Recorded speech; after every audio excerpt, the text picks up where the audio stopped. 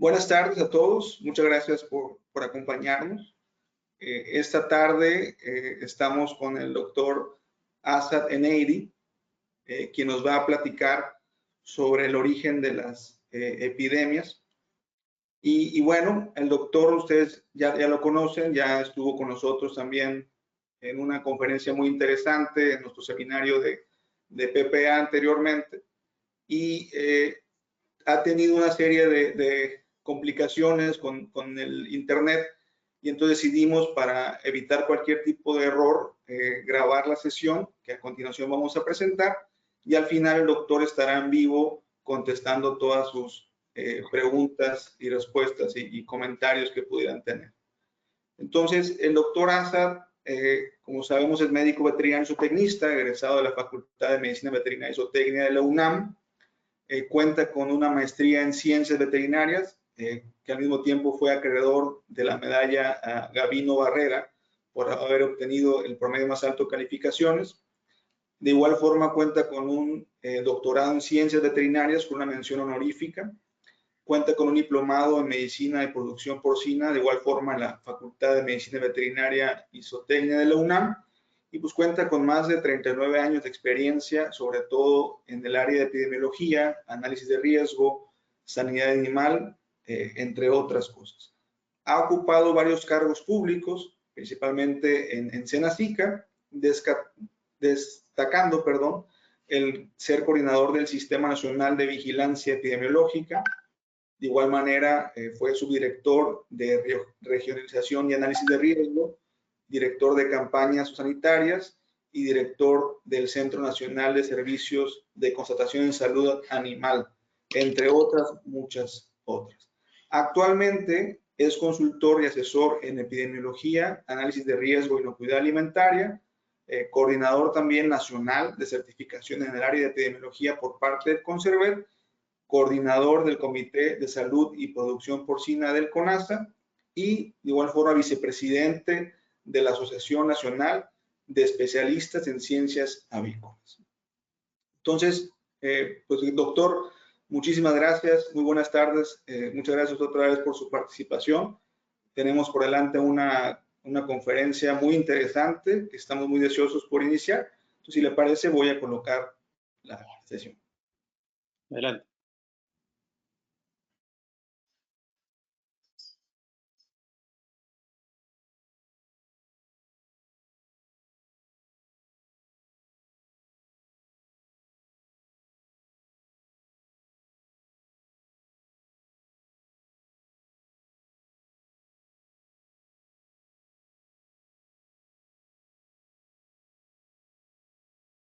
Un segundito que está cargando.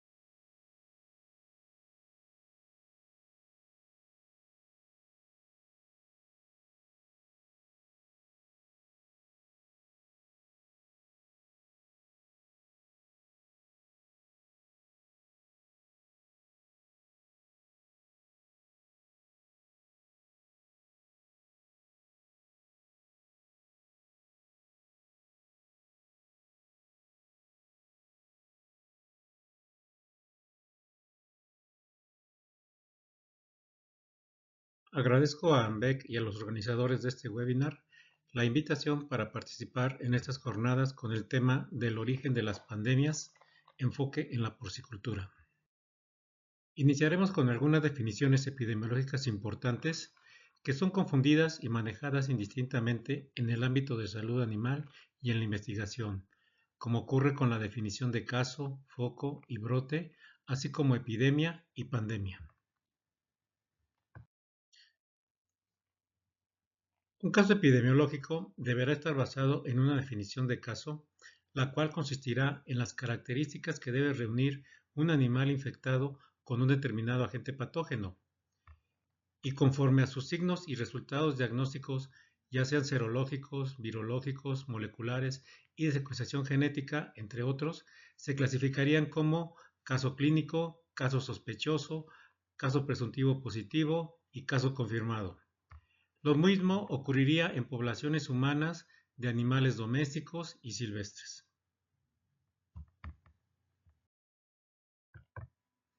Ahora sabemos que un caso epidemiológico corresponderá a un animal infectado. Entonces, un foco sería una unidad de producción tecnificada de traspatio o de acopio de animales donde existirán n casos, mientras que un brote son un conjunto de focos que guardan una relación epidemiológica entre sí, es decir, existe una vinculación de la diseminación del agente patógeno entre ellas. Entonces, ¿qué será una epidemia? ¿Por qué existe confusión y dudas en su identificación? Una epidemia es un número de casos observados que rebasan el número de casos que se esperaría tener en una determinada población susceptible en un lugar y tiempo determinado. Sin embargo, una epidemia puede presentarse tanto en una enfermedad exótica, la cual no exista en una región, país, incluso o en un continente, así como una enfermedad endémica en la cual se encuentra presente en una determinada región, país o continente.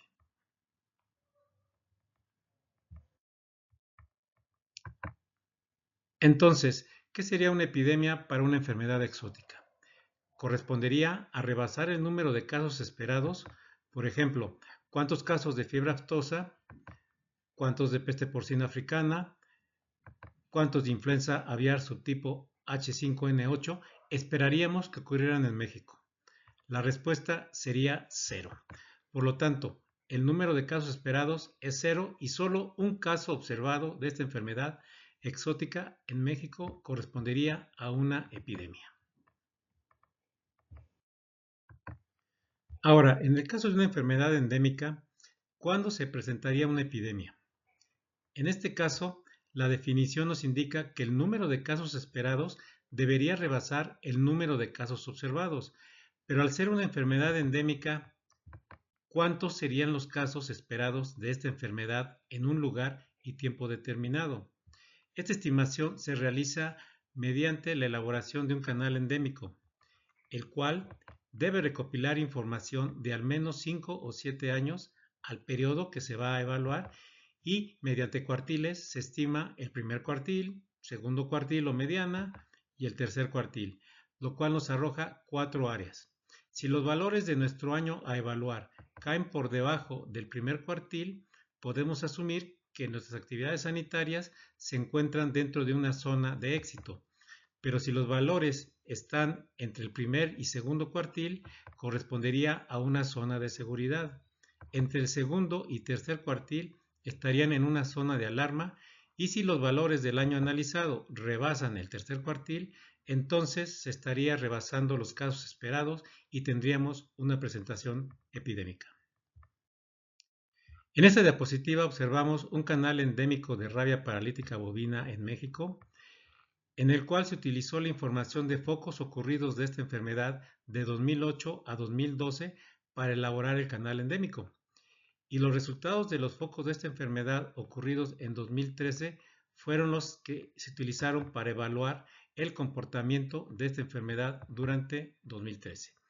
Podemos ver el comportamiento del año 2013 en la línea azul, donde prácticamente desde enero a julio se mantiene prácticamente en control, pero en agosto ya se encuentra en una zona de alarma y a partir de septiembre a diciembre de 2013 se registran picos epidémicos de esta enfermedad en México.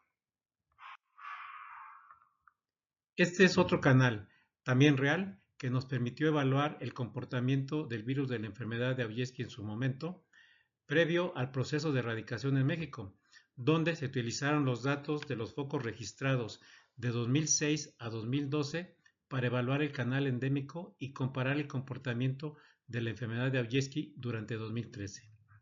La línea roja, en este caso, representa los focos detectados de esta enfermedad en algunas zonas todavía endémicas a la enfermedad y observamos en enero y febrero de 2013 que se mantuvo esta situación dentro de la zona de seguridad y prácticamente a partir de marzo a diciembre dentro de la zona de éxito, lo cual indicaba que el programa de erradicación estaba siendo adecuado.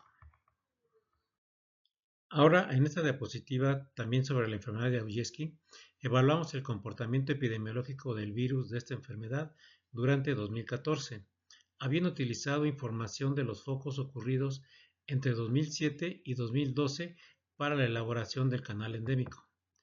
La línea roja representa los focos registrados de la enfermedad de Aujesky durante 2014 y observamos que su comportamiento de esta enfermedad identificamos que en febrero de 2014 el número de focos se ubicó dentro de la zona de seguridad para después mantenerse de marzo a agosto dentro de la zona de éxito, teniendo un ligero repunte en septiembre de ese año, pasando a la zona de seguridad pero cercana a la zona de alerta.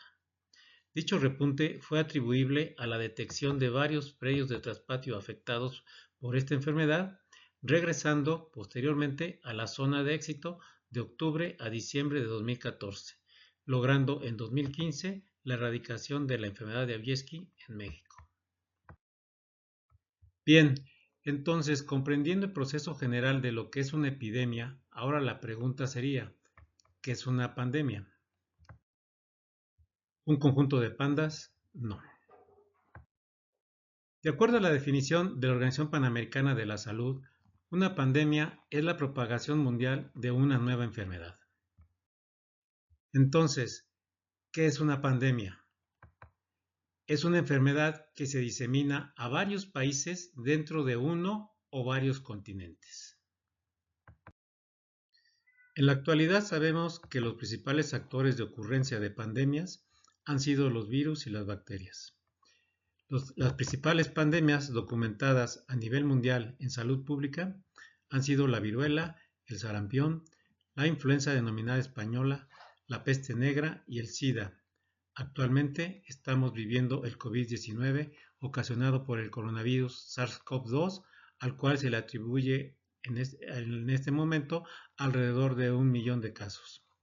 Una de las principales pandemias en salud animal lo representa la peste bovina y ha sido la primera enfermedad de animales erradicada a nivel mundial. Sin embargo, en la actualidad podemos hablar de otra pandemia, la peste porcina africana, que actualmente afecta a 4 continentes y solo América permanece libre de esta enfermedad, la cual tan solo entre 2016 y 2020 ha causado la pérdida de más de 8.2 millones de cerdos con más de 32,000 focos a nivel mundial. ¿Cuáles son las condiciones epidemiológicas de una pandemia? Que aparezca un nuevo patógeno que no haya circulado previamente y que exista una población sin inmunidad a este patógeno. Que el patógeno sea capaz de producir casos graves de la enfermedad y que el patógeno tenga la capacidad de transmitirse entre la misma especie animal, incluyendo la humana. ¿Cuáles serían los factores que deben considerarse en el origen de una pandemia? En primer lugar, evaluar la interacción de la tríada epidemiológica, conocer la historia natural de la enfermedad en su periodo prepatogénico y patogénico, identificar los factores que intervienen en su cadena epidemiológica, caracterizando, entre otros, los mecanismos potenciales de transmisión y, por supuesto, identificar y analizar el número reproductivo básico de ese agente patógeno ante diversos escenarios epidemiológicos, lo cual consiste en evaluar la transmisión del agente de un animal infectado y estimar cuántos animales sanos o inmunes puede infectar cada animal infectado. Lo veremos más adelante de esta presentación. Empezaremos por la tríada epidemiológica, la cual tiene 3 componentes: el agente etiológico, el hospedero y el medio ambiente. Pero primero identifiquemos la diferencia entre infección y enfermedad. La infección es la capacidad que tiene el agente patógeno para ingresar y multiplicarse en un hospedador que puede ser una persona, un animal o un vegetal. Y por supuesto, cada patógeno tendrá diversos grados de patogenicidad, virulencia e inmunogenicidad, entre otros factores del agente etiológico. Mientras que la enfermedad es la manifestación de signos y síntomas clínicos que ocasionará el agente patógeno en el organismo infectado. La variación de esta manifestación de signos y síntomas clínicos dependerán de los daños tisulares que por su tropismo ocasione el agente patógeno. Dentro de mis actividades de docencia y capacitación, siempre menciono que para poder implementar medidas de diagnóstico, prevención, control y erradicación, la base es conocer a tu enemigo, que en salud animal puede ser un agente biológico, químico o físico. Conoce a tu enemigo y vencerás. Esta frase fue descrita por Sun Tzu desde hace varios siglos en su libro El arte de la guerra, el cual es un legado de conocimientos de diversas estrategias, no solo en la guerra, sino que han sido aplicadas en la actualidad a un sinnúmero de áreas y la salud animal puede ser una de ellas. Conoce a tu enemigo y vencerás. Entonces, dentro de la triada epidemiológica debemos conocer cuáles son las principales características del agente etiológico, tales como su capacidad de sobrevivencia en el medio ambiente, su infecciosidad, su patogenicidad y virulencia, su inmunogenicidad, especificidad, tropismo y variabilidad genética, entre otras muchas que dependerán del agente etiológico que analicemos. El segundo componente de la triada epidemiológica correspondería al hospedador, del cual también debemos conocer cuáles son sus principales características que pueden influir para que el agente etiológico lo infecte, como son la especie animal, la edad, sexo, su estado sanitario, nutricional e inmunológico, la preexistencia de enfermedades en esta población animal, el grado de hacinamiento de los animales, su inmunidad en caso de existir y su resistencia, entre otras. Una vez que hemos identificado las principales características del agente etiológico y de la población susceptible, debemos conocer la interacción de diversas variables medioambientales que propiciarán el desequilibrio de esta triada epidemiológica para que ocurra la infección de los animales. Entre las principales características del medio ambiente que debemos analizar desde el punto de vista epidemiológico son los factores sanitarios, económicos, comerciales, sociales, culturales, políticos y en algunas ocasiones hasta religiosos, los cuales propiciarán el desequilibrio para que el agente etiológico tenga la oportunidad de infectar a la población expuesta y susceptible. Una vez que identificamos la importancia de la triada epidemiológica, ahora debemos conocer qué es la historia natural de la enfermedad. ¿Cuáles son los componentes de la historia natural de la enfermedad? En primer lugar, tenemos el periodo prepatogénico, en el cual interactuarán el agente etiológico, el hospedador y el medio ambiente, donde el desequilibrio de esta triada epidemiológica ocasionará el estímulo que permitirá la infección del hospedador por el agente etiológico, que en este caso utilizaremos el ejemplo del virus de la peste porcina africana. Una vez que es infectado el hospedador, inicia el periodo patogénico, comenzado por la entrada del agente etiológico al organismo del hospedador por las vías naturales de infección, adaptándose y multiplicándose en el organismo, empezando a ocasionar algunos cambios tisulares en los órganos blancos de este patógeno, es decir, ocurre la infección subclínica, lo que corresponde a la fase subclínica que no identificamos clínicamente en los animales, salvo que se realizaran algunos muestreos serológicos, virológicos y o moleculares, entre otros. Posteriormente, y dependiendo del agente de incubación, inicia la fase clínica o curso de la enfermedad en el animal infectado. Primero analizaremos el curso de la enfermedad en un cerdo infectado por un virus de la peste porcina africana de alta virulencia. El curso de la enfermedad clínica iniciará con una fiebre elevada, depresión, anorexia y pérdida del apetito. La virulencia del virus ocasionará hemorragias, enrojecimiento de la piel, principalmente en orejas, abdomen y patas, así como aborto, cianosis y en algunos casos vómitos y diarrea, sobreviniendo a la muerte entre 6 y 13 días posinfección, con tasas de letalidad cercanas al 100%. Algunos cerdos pueden sobrevivir por características individuales de resistencia, sobreviniendo un periodo de recuperación y convalecencia. Ahora veremos cuál sería la historia natural del virus de la peste porcina africana de moderada virulencia. El periodo prepatogénico y el estímulo de infección serían los mismos, así como la fase subclínica del periodo patogénico, con la salvedad de los cambios tisulares debido a que la menor virulencia de este virus solo ocasionará en el curso de la enfermedad clínica fiebre leve, reducción del apetito, depresión, abortos y la tasa de letalidad oscilaría entre el 30 y 70% de la piara infectada. La muerte de los animales ocurriría entre los 15 y 45 días post-infección. Los animales sobrevivientes cursarán un periodo de recuperación y convalecencia.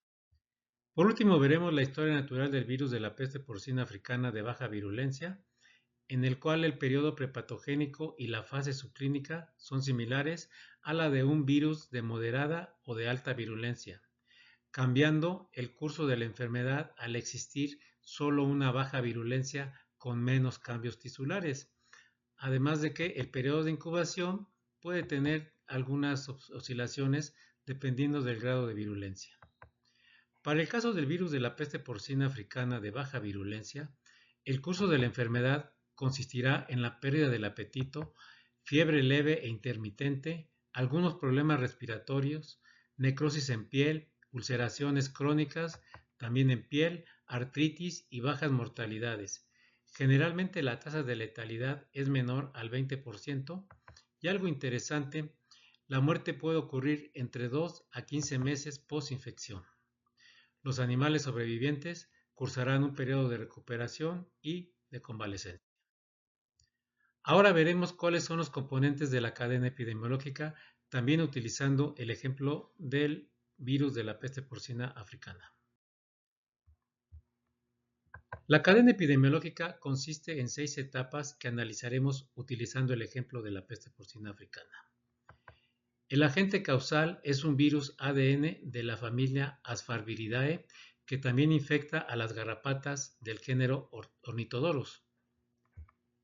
Los reservorios de esta enfermedad son los animales infectados, los enfermos clínicos, los enfermos asintomáticos, los convalecientes, los cadáveres contaminados, las garrapatas infectadas del género Ornithodorus y los jabalíes infectados.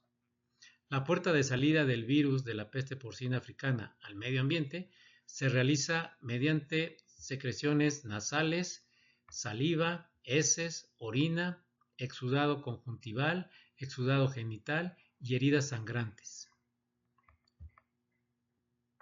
Su modo de transmisión del virus se realiza de un cerdo infectado y enfermo a uno sano y susceptible, de un cerdo infectado en periodo de incubación, excreción o asintomático a un cerdo sano y susceptible, o mediante fomites como sangre, vehículos y cadáveres contaminados o garrapatas infectadas, entre otros. La puerta de entrada del virus de la peste porcina africana a un nuevo hospedero podrá ser vía oronasal y dérmica. Y la susceptibilidad del nuevo huésped susceptible será invariablemente en ausencia de inmunidad y adicionalmente se deberá analizar la participación de otras comorbilidades preexistentes en la piara afectada. La cadena epidemiológica en un programa de prevención, control y erradicación de una enfermedad nos permitirá implementar medidas de mitigación y evaluar desde el punto de vista sanitario, económico, comercial, sociocultural y político cuál o cuáles de los eslabones de esta cadena podemos cortar para lograr el control y erradicación del agente etiológico bajo estudio. Conociendo la triada epidemiológica, la historia natural de la enfermedad y la cadena epidemiológica, ahora deberemos entender los conceptos de infección, latencia, incubación, enfermedad y transmisibilidad del patógeno.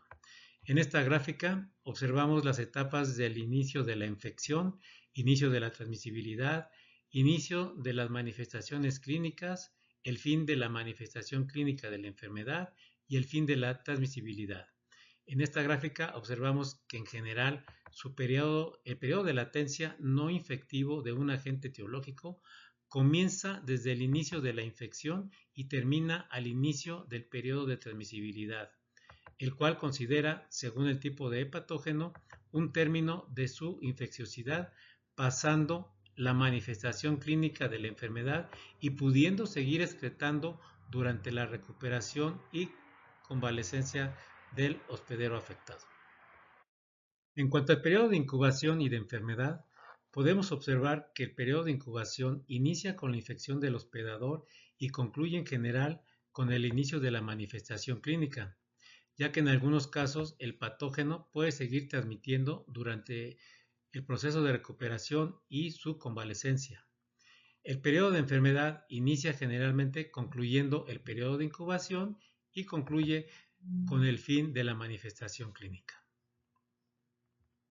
En relación al portador precoz o también denominado incubacionario, esta etapa inicia con el periodo de transmisibilidad del agente patógeno y concluye con el inicio de las manifestaciones clínicas, donde prácticamente el hospedador está enfermo y concluyendo las manifestaciones clínicas del mismo, sin ocasionarle la muerte, inicia la etapa del portador convaleciente, en la cual el hospedador puede mantenerse infectivo hasta concluir la etapa de transmisibilidad. Ahora veremos qué es el número reproductivo básico y su importancia en el análisis e investigación de epidemias. El número reproductivo básico, también denominado como R0, mide el potencial de transmisión que tiene una determinada enfermedad, es decir, a cuántas personas o animales puede infectar una persona o un animal infectado por una determinada enfermedad. Sin embargo, el R0 puede ser afectado por la tasa de contactos en la población susceptible, la probabilidad de transmisión de la infección durante el contacto y la duración del periodo infeccioso de la enfermedad que estamos analizando. En términos generales, para que ocurra un brote epidémico en una población susceptible, el R0 debe ser mayor a 1, lo cual ocasionará el incremento de casos. El intervalo serial o SI, por sus siglas en inglés, es una herramienta epidemiológica importante en el análisis de una pandemia o una epidemia en relación al número reproductivo básico o R0. Es decir, es el lapso o duración entre la ocurrencia de casos sucesivos en una cadena de la transmisión. Puede ser estimado como el periodo que transcurre entre la infección de un animal y la transmisión subsiguiente a otro animal, o el inicio de síntomas en el contacto primario y el comienzo de síntomas del contacto secundario que haya sido infectado por el contacto primario. Como ya lo mencionamos, el intervalo serial o SI es el tiempo entre la ocurrencia de casos sucesivos en una cadena de transmisión de una determinada enfermedad. En esta diapositiva observamos tanto el R0 como el SI de los brotes de influenza humana ocurridos en 1957, 1968 y 2009, en los cuales el R0 tuvo diferencias con una variación entre 1.46 y 1.8. Sin embargo, el SI fue de 2.5 en todos los brotes, mientras que en la actual pandemia del SARS-CoV-2 tiene un intervalo serial que oscila entre 4 y 4.6 días y un R0 de 2.3 a 3.1. En el caso de la peste porcina africana, podemos observar en este cuadro que dependiendo de la cepa viral involucrada y su mecanismo de transmisión, ya sea de manera directa o intrapiara, tanto la duración del periodo de latencia, el periodo infeccioso y su R0 variarán considerablemente. En el caso de la transmisión intrapiara, podemos observar que la duración del periodo infeccioso es de 5 días y su R0 de 9.8. Es decir, que un cerdo infectado podría infectar a otros 10 cerdos sanos con un rango de 3.9 a 15.6. Considerando ambos escenarios de transmisión, podríamos asumir que el intervalo de la peste porcina africana oscilaría entre 5 a 19 días, con un promedio de 5 a 7 días y un R0 de 9.8. Entonces, ¿qué factores determinan la tasa de transmisión? Básicamente serían la población de individuos expuestos al agente etiológico, así como el R0 y el intervalo serial. En la columna de la izquierda, supongamos que tenemos una población N de 1000 individuos, con un determinado agente etiológico que tiene un R0 de 5 y un intervalo serial de 30 días. Y de esta forma asumiríamos que un individuo infectado sería capaz de infectar a otros 5 individuos en un plazo de 30 días, que es el intervalo serial. Es decir, se esperaría un total de 6 infectados en un mes, lo cual implicaría una tasa de 0.2 por cada 1000 individuos expuestos por día. En la columna de la derecha observamos también una población N de 1000 individuos expuestos, pero en este caso a un agente etiológico que también tiene un R0 de 5, pero un intervalo serial de 10 días, lo que correspondería a 3 intervalos seriales en un mes. Esto implicaría la infección de 156 individuos en un mes, es decir, la tasa de transmisión sería de 5.2 por cada 1000 individuos por día. En resumen, vemos dos escenarios con la misma población de individuos y el mismo R0, pero con diferentes intervalos seriales, donde en el primer caso la tasa de transmisión esperada sería de 0.2 por cada 1000 individuos y en el segundo caso de 5.2. Ahora, si asumimos estos valores para la peste porcina africana, considerando que el intervalo serial podría tener un valor mínimo de 5 días y un valor máximo de 19 días, y tomando en consideración estos dos escenarios, tendríamos en el primer caso del lado izquierdo una población de 10.000 cerdos con un R0 de 9.8, redondeado serían de 10 animales, y un intervalo serial de 5 días. Esto significaría que un solo cerdo infectado y expuesto en esta población de 10.000 cerdos, a los 5 días infectaría a otros 10 cerdos.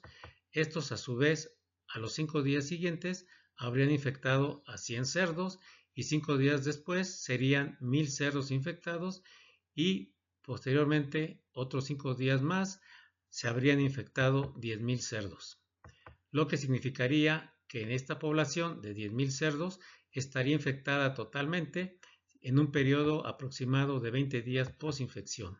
Y si la población fuera mayor, a los 25 días habría 100.000 cerdos infectados y a los 30 días un total de 1 millón de cerdos podrían estar infectados.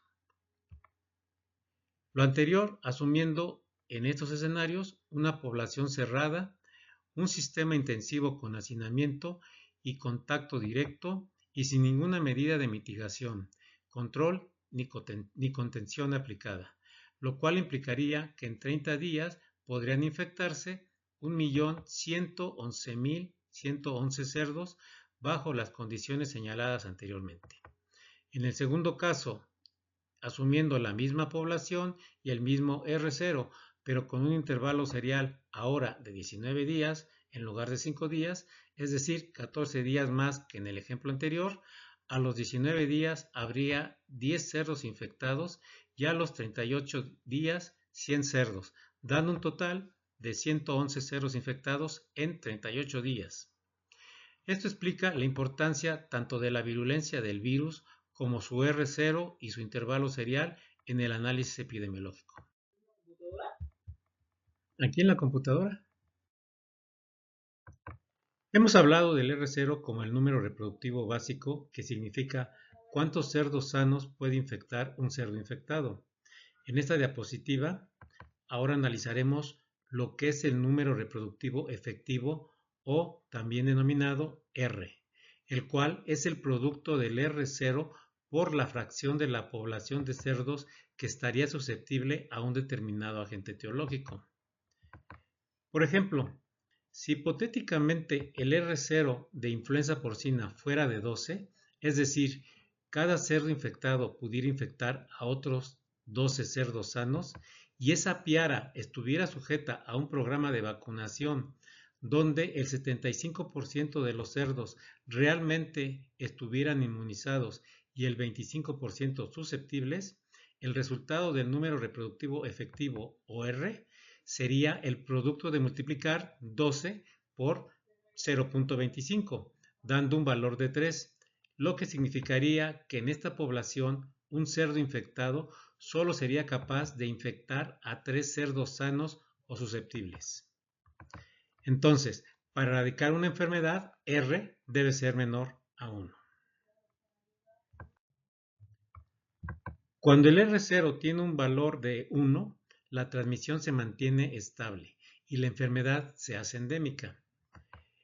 Cuando el valor de R0 es mayor a 1, se produce una epidemia, mientras que si R0 es menor a 1, la enfermedad tiende a ir desapareciendo como ocurre con adecuados programas de prevención, control y contención del agente etiológico en una población expuesta y bajo riesgo. Entre los factores epidemiológicos involucrados en las epidemias se deben considerar el agente etiológico, la dosis infectante, el valor de R0, el valor de R y el intervalo serial, así como los periodos de latencia, incubación e infeccioso, la inmunogenicidad del agente patógeno, su virulencia, especificidad, mutagenicidad y, por supuesto, la inmunidad poblacional y las características del huésped y del medio ambiente. Todo vinculado desde el análisis de la triada epidemiológica, la historia natural de la enfermedad y su cadena epidemiológica, así como la estimación de los principales indicadores epidemiológicos de la epidemia sujetos a la estimación de las tasas de morbilidad, mortalidad y letalidad. Ahora el cuestionamiento versaría sobre el origen de las epidemias y las pandemias. Bueno, y ahora la pregunta. Entonces, ¿cómo se origina una pandemia? Empezaremos porque existen patógenos en la naturaleza, en el medio ambiente, con diversos grados de incidencia y prevalencia en las poblaciones que afectan. Esto pues crea cierto grado de endemicidad en ciertas poblaciones y en ciertas áreas geográficas determinadas. Estos patógenos endémicos tienen un potencial de poder llevar a cabo ciertas recombinaciones y mutaciones intra e interespecies animales, incluyendo el humano. Estas potenciales recombinaciones y mutaciones pues va a estar sujeta a los diferentes hospedadores primarios, intermediarios y reservorios. De tal forma que un factor adicional puede ser que exista una irrupción y adaptación de estos agentes patógenos a nuevos hospedadores, como es el caso de esas irrupciones de medio ambiente que sufren algunas poblaciones humanas al internarse o incorporarse a nuevos hábitats naturales donde circulan patógenos de otras especies animales y ellos adaptan estos nuevos patógenos a su organismo. Esto nos va a generar, por supuesto, un nuevo patógeno. Pero, no obstante lo anterior, puede ser que este nuevo patógeno se genere a partir de hospedadores primarios, intermediarios y reservorios que se manejan intra e interespecies animales dentro de un mismo hábitat natural. Un factor que no debemos de descuidar ni menospreciar ni dejar a un lado fuera de un análisis epidemiológico es el bioterrorismo, en el cual pues puede haber una manipulación de agentes patógenos mediante procesos de recombinación y o mutaciones de los mismos a fin de que estas nuevas recombinaciones y mutaciones generen un nuevo agente patógeno para causar daño en la población expuesta.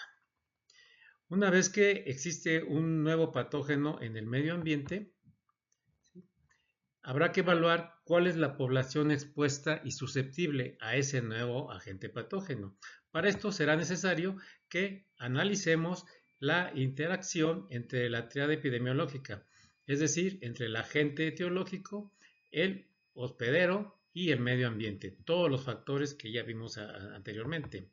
Adicionalmente, empezar a conocer, porque si es un nuevo patógeno, habrá que empezar a identificar esta interacción, pero también para conocer su historia natural de la enfermedad.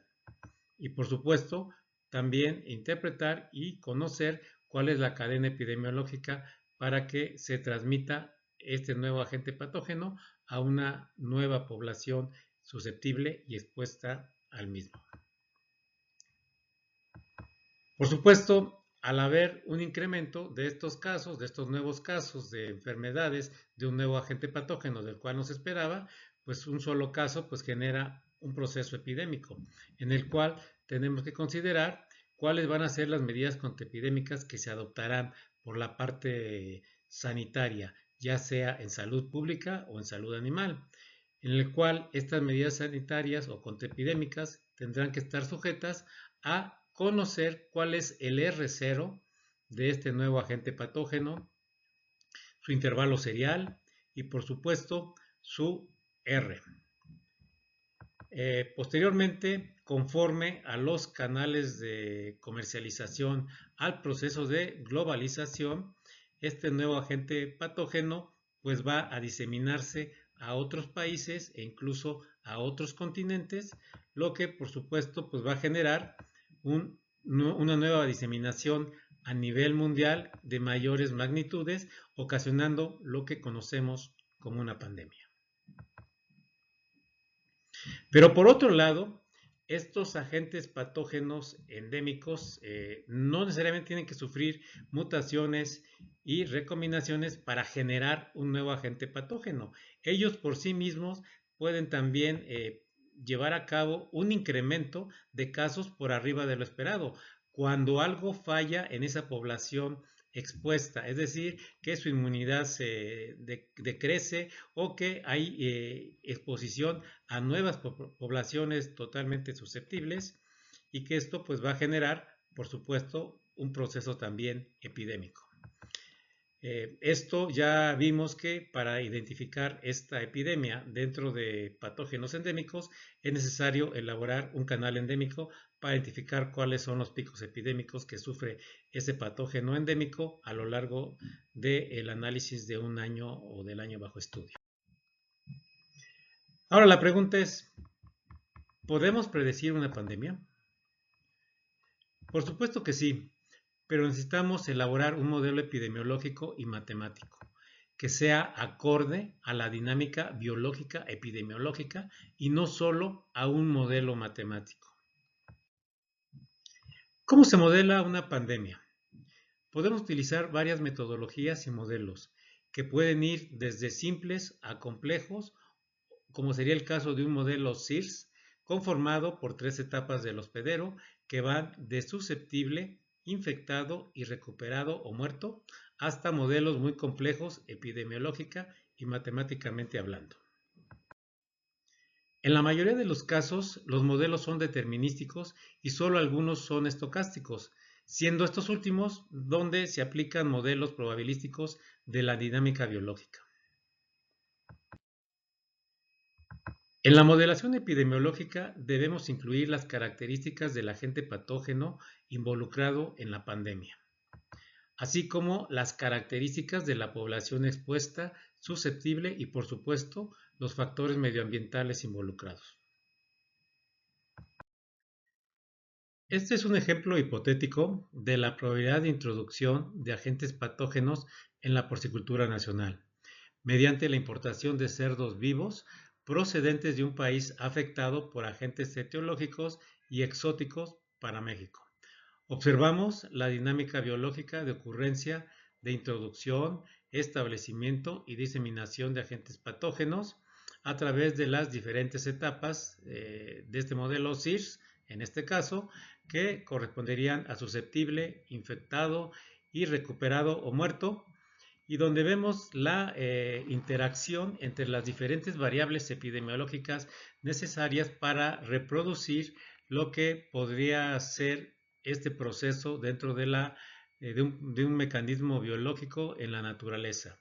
Es decir, conjuntamos lo que son la cantidad de ceros importados, la prevalencia esperada, su origen, la población expuesta y por supuesto algunos factores epidemiológicos como serían la duración de la enfermedad, la tasa de transmisión, las fracciones susceptibles expuestas a estos patógenos, lo que sería la duración del periodo infeccioso, la probabilidad de transmisión, la tasa de contacto, el valor esperado de R0 y de R, así como la tasa de reproducción que estaría influenciada, pues por supuesto por el valor de R, pero también por el tiempo de reacción sanitaria, es decir, qué tan rápido va a reaccionar la autoridad sanitaria, cuánto tiempo va a durar la vigilancia y las medidas sanitarias aplicables, si va a haber reducción en estas medidas de contención, de mitigación de riesgo y todo eso nos va a generar lo que es la tasa de reproducción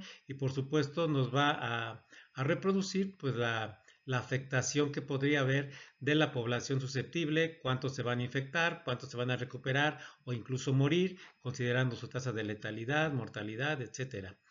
Y cuántos animales estarían activos, es decir, infecciosos, cuántos morirían potencialmente, ¿no? Muchas gracias por su atención. Con esto yo concluyo mi presentación y espero haber cumplido con sus expectativas para esta plática. Gracias nuevamente.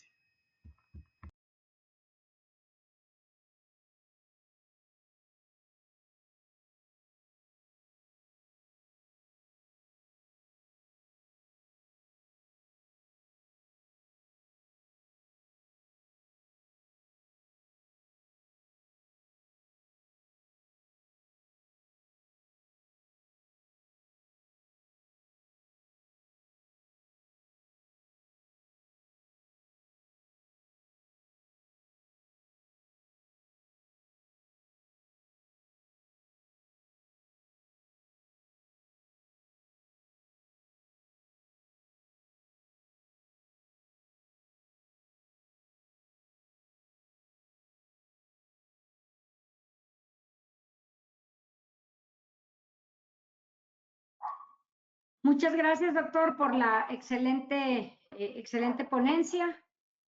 Ahorita empezamos preguntas, con las preguntas y respuestas. Ahí está ya Daniel, el moderador. Gracias. Aquí tenemos unos pequeños problemas técnicos, pero ya me escuchan y me ven bien, ¿verdad? Sí, Daniel, te ves y te escuchas bien. Perfecto, muchas gracias. Pues muchas gracias, doctor, aquí con algunos problemitas técnicos, pero bueno, nada que no podamos resolver. Muchísimas gracias por su excelente ponencia. Vamos a dar unas pequeñas unas preguntas que nos hicieron llegar. Bueno, la primera pregunta, doctor, dice así. Me voy a permitir leerla porque está un poco extensa. Dice, excelente presentación, doctor. Siempre es un gusto verlo y escucharlo. Usted menciona que para erradicar, en este caso PPA, hay que cortar, por decir de alguna manera, un eslabón de la cadena. Mi pregunta es, ¿cómo sabemos en qué etapa de la cadena debemos trabajar de primera intención para evitar una posible transmisión? Bueno, el ejemplo era sobre peste porcina africana y efectivamente mi comentario es de que la cadena epidemiológica nos sirve para identificar pues, todos estos aspectos del agente etiológico, sus reservorios, su modo de su expresión al medio ambiente, su modo de transmisión, su ingreso al nuevo hospedador y obviamente su afectación a la población susceptible. En el caso de esto aplica para cualquier enfermedad, ¿sí? Ya sea de origen viral, bacteriano, parasitario, etcétera, en animales y en humanos. O sea, incluso también para sanidad vegetal es los mismos conceptos epidemiológicos. En el caso de la peste porcina africana, como señalé anteriormente, va a depender, lo ideal es cortar todos los eslabones. pero en muchas ocasiones no es viable cortar todos los eslabones. Entonces, están sujetos principalmente a factores económicos. Es decir, ¿cuál es el presupuesto que tenemos para poder contener la entrada, la infección y poder evitar la diseminación? Mientras más presupuesto disponible existiera, por supuesto que podemos cortar más eslabones. Un problema que tenemos generalmente es que atendemos los focos, solucionamos, despoblamos y ya. No identificamos nunca la fuente de origen. Entonces, si no se identifican las fuentes de orígenes, no podemos cortar la transición. Entonces, vuelve a generarse nuevos focos. Y por eso mencionaba yo que, en términos generales, la idea es cortar todos los eslabones por los más que pueda.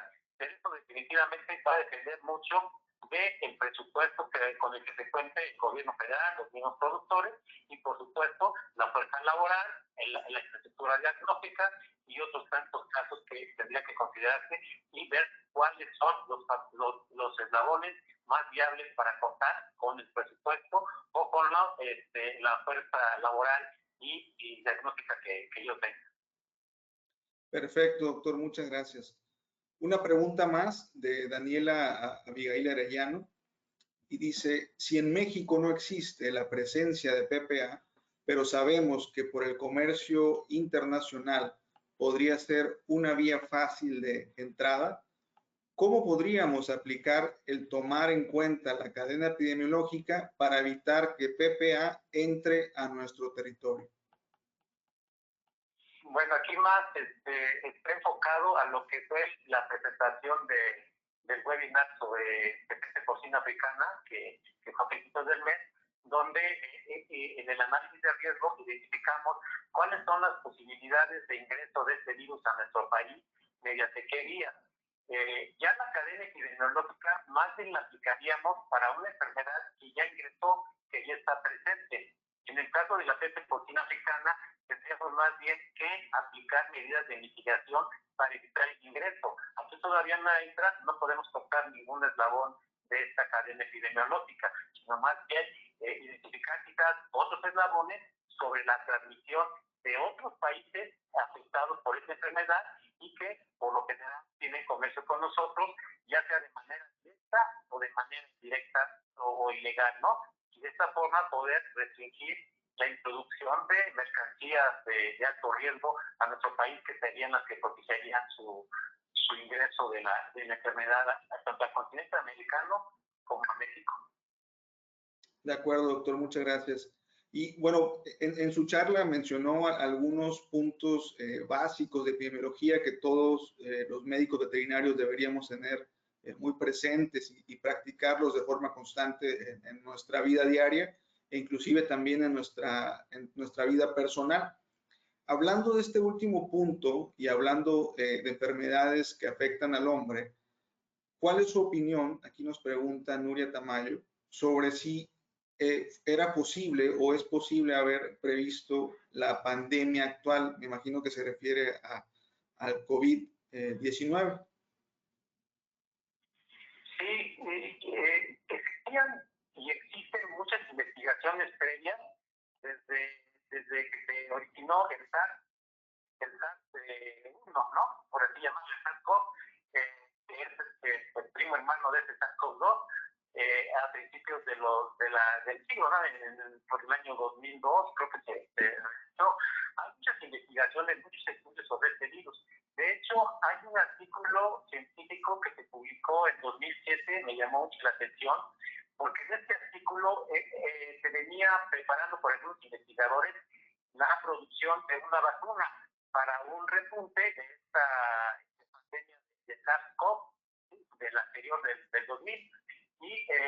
Pero como es difícil y ahorita lo estamos viviendo al día, no es fácil tener como en medicina veterinaria animales de experimentación en humanos que va a hacer la aplicación de la vacuna, no es fácil. Hoy sabemos que sí hay conejillos lindas, porque muchos países están proponiendo personas para que sean suscritas a esta vacunación, ¿no? Y probar las vacunas. Pero en este artículo científico me llamó la atención porque los investigadores tratan de simular la vacuna en ratones. pero normalmente los ratones jóvenes no son susceptibles a estos cambios ni a una evidencia clínica.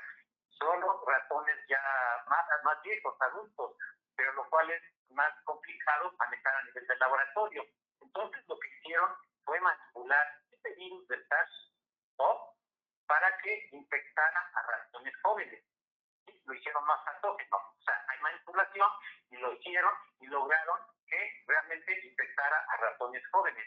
Y de esta forma lo que se pretendía es elaborar una vacuna que fuera aprobada en ratones jóvenes para poder ver su eficacia y posteriormente hacer los estudios en humanos. Es decir, sí se conocía de ese riesgo. De hecho, hay más enfermedades que hoy que están en la mira y que sabemos que pueden repuntar, que pueden modificar.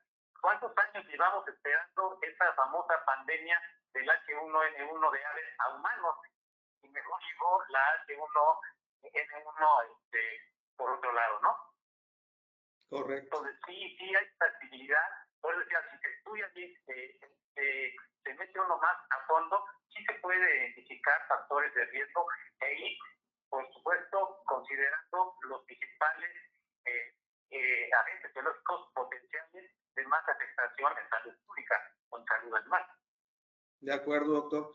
Y regresándonos un poco y especificando un poco en salud animal, con esos factores de riesgo y enfermedades que estamos viendo en otros países, en el continente asiático, por ejemplo, yo sé que no tiene usted una bola de cristal, pero a nivel epidemiológico, ¿qué enfermedades se encuentran latentes que pudieran ser un desafío? Obviamente sabemos de PPA, que es un problema real, actual, en algunos países porcinos en la región europea y asiática, pero después de PPA, ¿qué pudiéramos esperar? Y otra pregunta más sobre ese tema, ¿en cuánto tiempo? Sí, pues ahora sí que es una pregunta como esto para tener la bolita de cristal. Pero hoy sabemos que hay muchos agentes patógenos que son endémicos en varias poblaciones animales, especialmente en el continente africano, ¿sí? Y algunas otras en Asia. Vemos que hay patógenos que están prevaleciendo, se están generando con mayor rapidez. Estaba yo viendo un artículo hace 2 o 3 días de un nuevo patógeno en camarones. ¿Sí? Y curiosamente todos se originan en Asia. Yo no sé si ahí sea la fuente de combinación, de recombinaciones y mutaciones de agentes y generaciones de nuevos, como lo vimos en la diapositiva. Entonces, si hay más agentes, sí se esperarían otros nuevos agentes, otras variaciones, seguramente de agentes que son quizás menos patógenos y que puedan obtener una patogenicidad mayor al tener otras recombinaciones o otras conjugaciones con otras especies animales, donde por supuesto se van a generar nuevos patógenos. En el caso de cerdo, pues es una especie muy susceptible y hay varios agentes patógenos que yo creo que estarían ahí en la lista después de la peste porcina africana. Y nada más por no olvidar uno de ellos, que no sería un nuevo patógeno, pero que sí lo tenemos en el olvido, es la fiebre porcina clásica. De acuerdísimo, sí, totalmente de acuerdo con usted, doctor, que es una enfermedad que por ahí sigue latente y algunos países continúan positivos y no muy lejanos a nuestro país, ¿no? Y no vayamos tan lejos. Cuando erradicamos fiebre porcina clásica en México, acordémonos que los últimos casos de fiebre porcina no fueron tan clásicos, eran casos atípicos y la virulencia del virus disminuyó. El virus trataba de adaptarse y de que no lo erradicáramos. Entonces ya eran casos atípicos, casos incluso con con pocos signos clínicos. Sí, de acuerdo, doctor. Tenemos otra pregunta.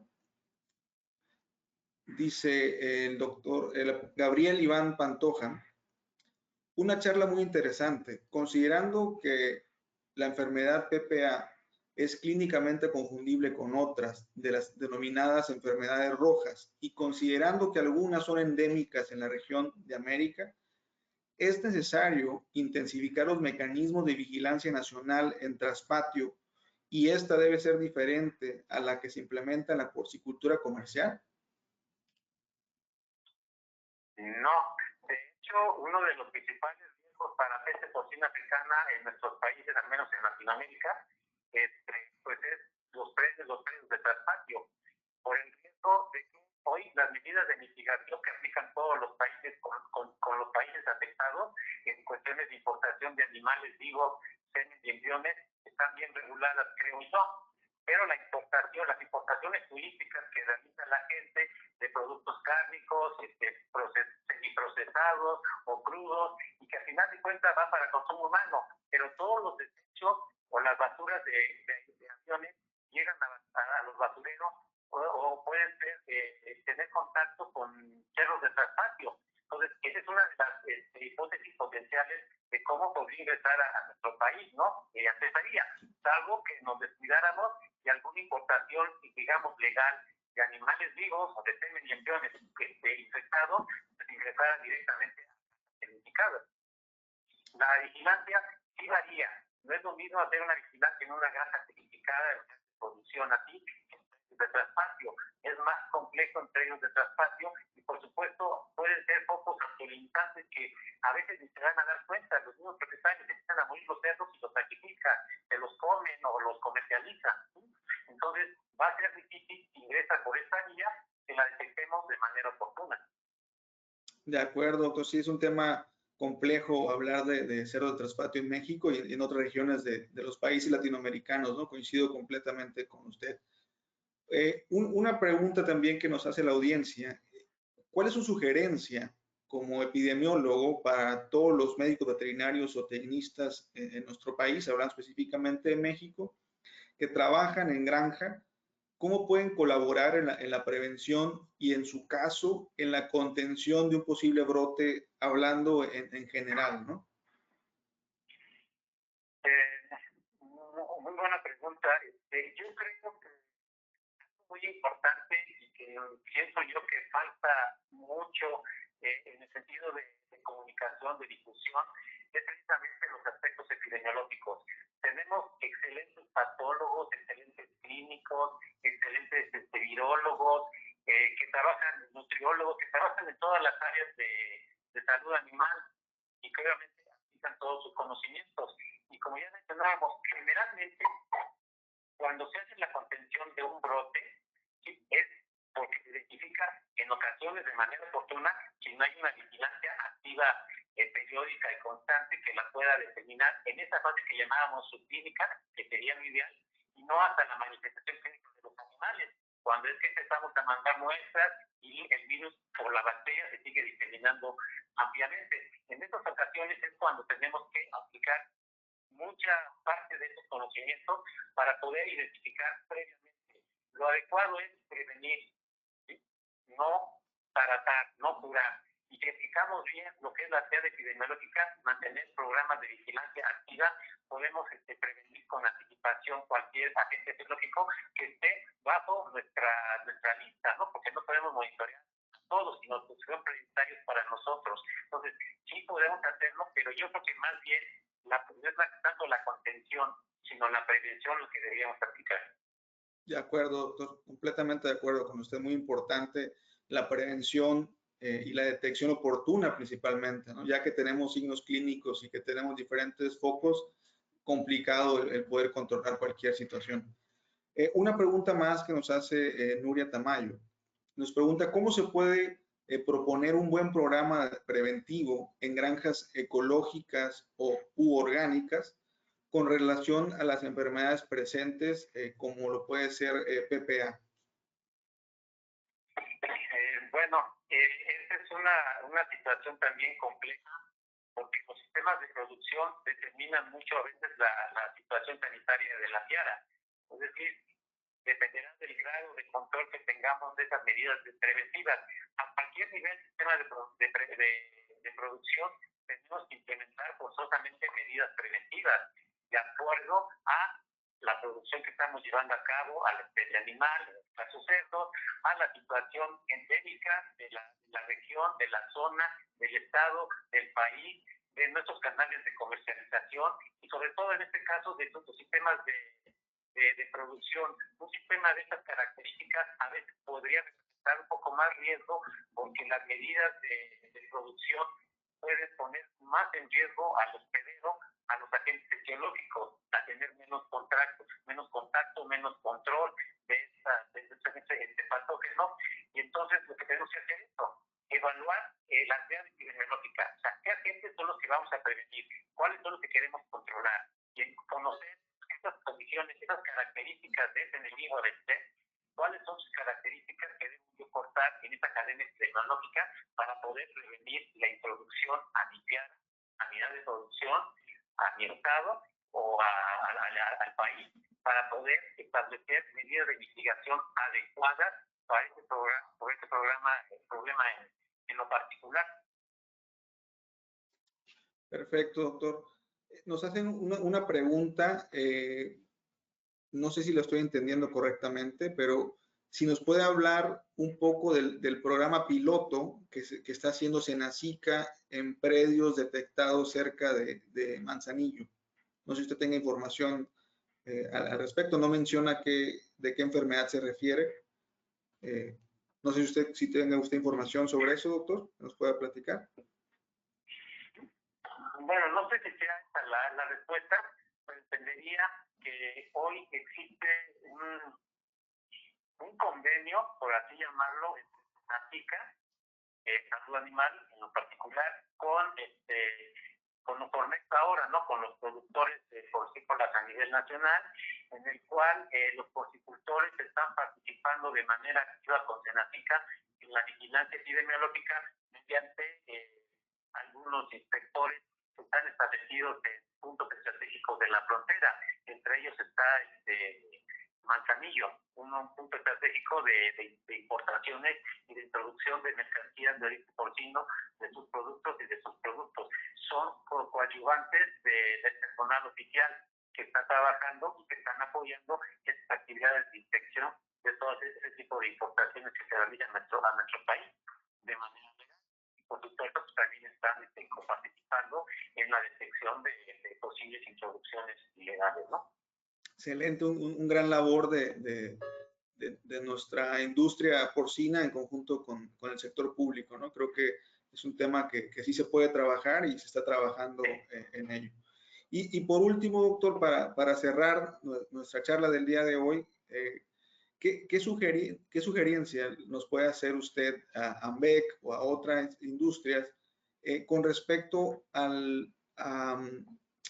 la educación, por llamar de alguna manera, inclusive de nuestro gremio veterinario de otras especies, gente que se dedica a pequeñas especies, a equinos, a ovinos, usted con su experiencia en el sector público y de igual manera en el sector privado, ¿qué nos puede recomendar, sobre todo como asociación, para poner nuestro granito de arena y de igual forma participar como gremio veterinario con ese tipo de enfermedades que colocan en riesgo al país desde un punto de vista sanitario, obviamente, hablando de PPA, y económico, que puede ser muy complejo para la industria, como lo podemos saber?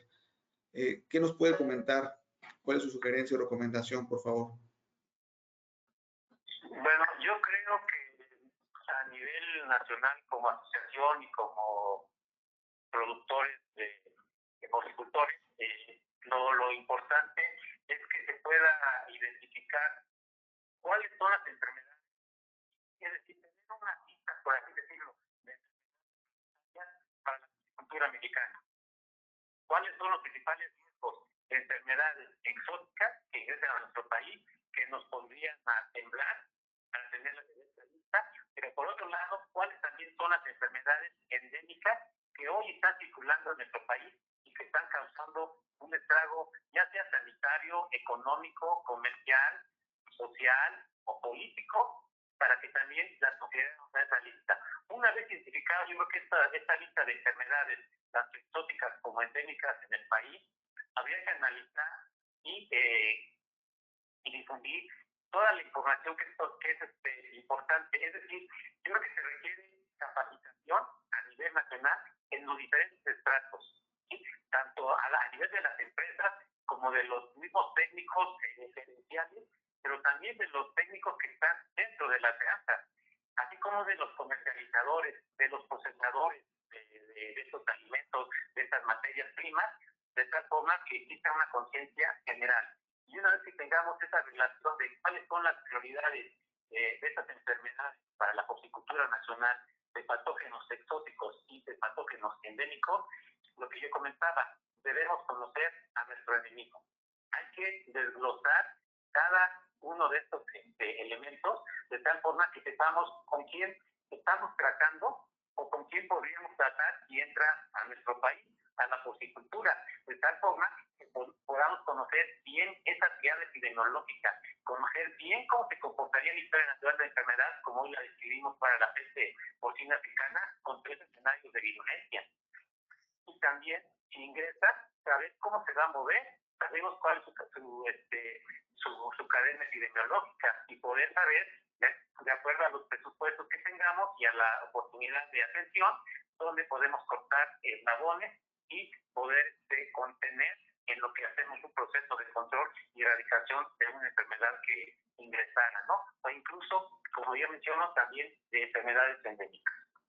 Correcto, doctor. Pues muchísimas gracias.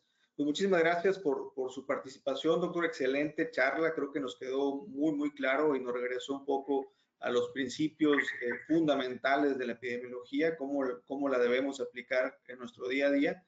Y pues no me queda más que agradecerle por su participación. Esperamos que tenerlo con nosotros en una próxima invitación. Y de igual forma agradecer a nuestra audiencia. Tenemos algunas personas conectadas desde otros países. Tenemos a José Luis Jiménez desde Colombia, que no se pierda ningún seminario, ninguna plática aquí de AMBEC. Entonces, muchísimas gracias, doctor, y muchísimas gracias a ustedes por su participación. Muy buenas tardes. Gracias a ustedes. Buenas tardes a todo el auditorio también.